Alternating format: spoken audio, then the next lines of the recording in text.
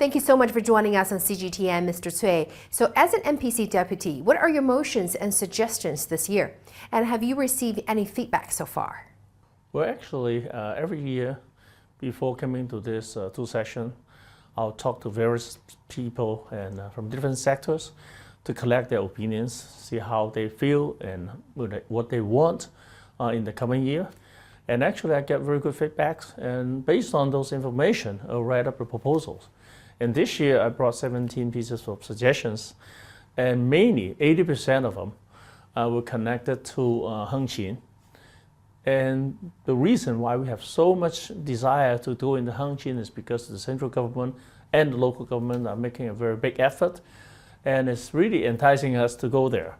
And this year, very happy to tell you that when we do the suggestions, even during the course of discussions of the reports, the government report, of the planning report, of the financial budget report, we get very fast response.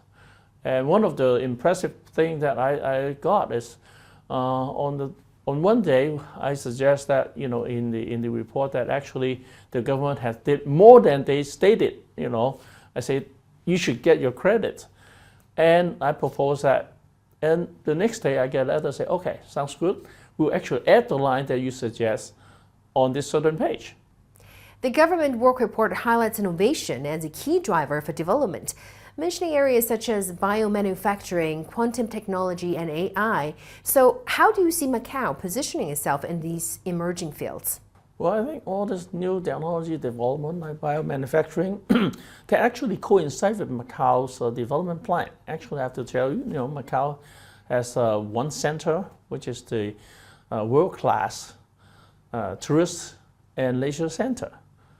And then as a platform is to be the Chinese-speaking and the Portuguese-speaking countries to have much more trade and developments platform. And then thirdly is a cultural exchange center, because Macau sit right in with a lot of traditional Chinese teaching and cultures, and also collected a much more European, Southern European environment and their values and their practice and their lifestyles.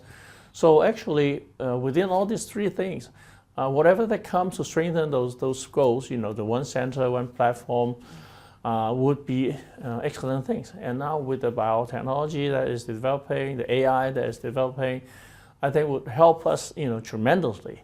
As a lawmaker, Mr. Cui, what are your thoughts on the recent legislative efforts to draft the country's very first private economy promotion law? Well, actually, you can see the draft of the law and the putting forth of the law is tremendously fast. So you can see the Chinese efficiency is right there.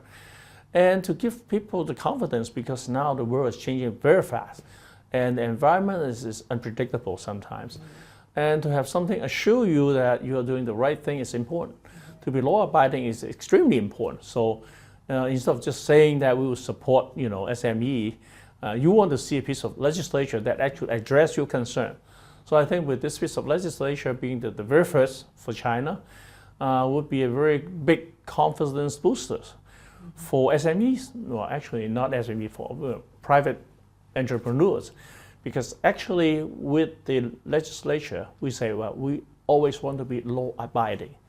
And then when you have a clear piece of legislation, you know you will be law-abiding. The lawyers will tell you, and you can read it for yourself. And so that will be really boosting confidence for the private sectors.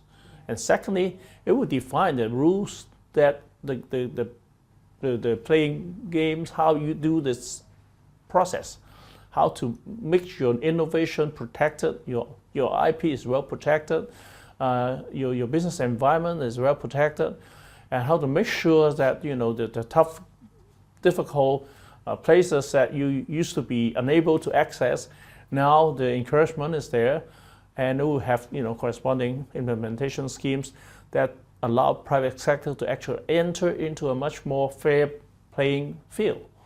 And that, I think people need that. And at this particular time, when confidence is a problem, when financial situation is unpredictable, something stable, we need something anchor. And I think this piece of legislation will definitely play that role. Thank you so much, Mr. Cui, for your insights. Okay, it's my pleasure.